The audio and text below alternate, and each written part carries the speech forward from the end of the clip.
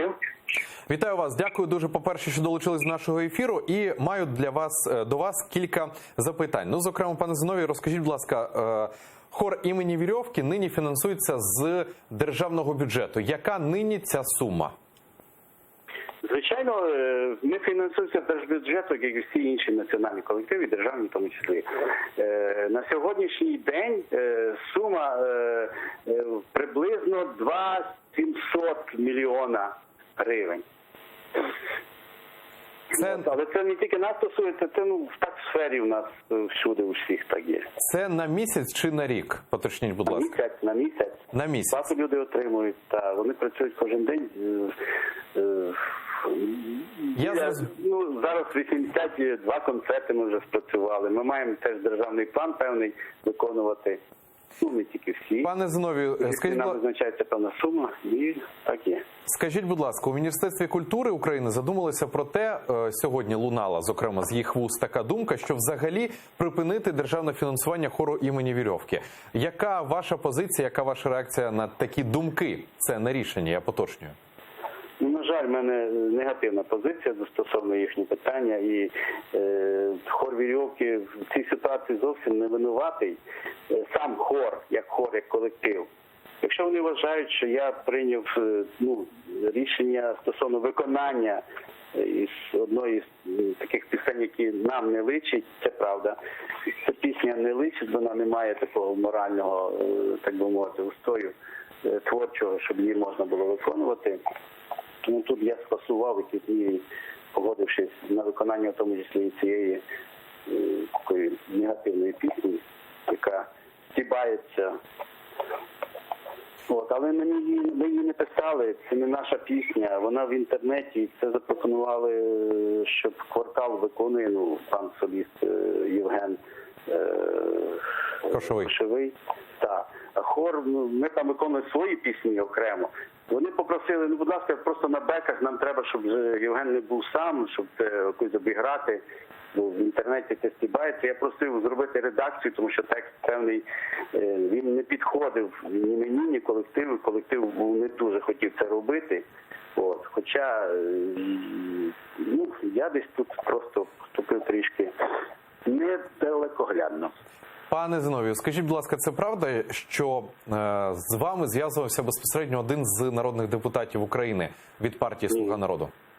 Ні, ніхто не говорив ще. Ні, не говорить, а щодо того організацію і зв'язувався безпосередньо з вами. Тому що у ЗМІ лунає така інформація, спростуйте чи підтвердіть. Це неправда, але я теж знаю, що там ніби був доручений, я не пам'ятаю навіть прізвище. Але те, що прийшли до мене, безпосередньо приходили навіть не керівники кварталу, а режисери, з якими ми тут репетирували пісню «Несе Галя воду», тут Юра Ткач танцював, грав роль випившого артиста. Таку веселу, жартівливу пісню. А стосовно, що зі мною особливо ніхто не зв'язувався. Бо ми з кварталом співпрацювали останніх, з літа почалося, на День Незалежності нас запросили заспівати там гімн України на Майдані. Потім нещодавно, коли був матч Україна-Португалія, вони запросили нас, щоб ми разом з публікою, з трибунами піднялись на гімні України, щоб підтримати нашу збірну. І ось і тут же само вони запропонували ще нам «Несе Галя воду», чий-то кінь стоїть, розпрягайте хлопці коней. І потім ще запропонували пісню, цю негативну, на жаль, пісню, яка, я особисто вибачаюсь перед пані Валерією, бо як чоловік. Тут я поступив неправильно стосовно. Мені треба було сказати «ні» і все. Пане Зіновію, ще маю поточнення. До Верховної Ради України, зокрема, це написала у Фейсбуці Ірина Геращенко, народний депутат від «Європейської солідарності». От вона написала, що нині готують подання, чи то прохання, я не знаю, як це офіційно називається, щодо того, аби заборонити хору імені Вірьовки співати гімн на відкритті сесії парламенту. Чи чули ви вже про це? Я чув це. Пані Геращенко розумна жінка. Красива, розумна жінка. Вона має право, в принципі, мислити так, але колектив цього не заслуговує. Сам колектив. Тому він робив це все завжди, всі часи, пропагував Україну. Ніколи не був на стороні ворогів України. Ніколи.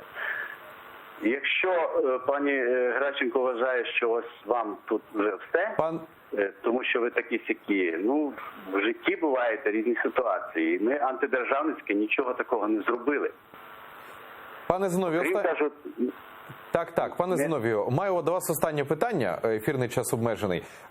У таких скандальних випадках інколи деякі голови, директори, вони пишуть заяву на звільнення. Ви готові написати заяву до звільнення у випадку, якщо цей скандал буде ще більше розкручуватись?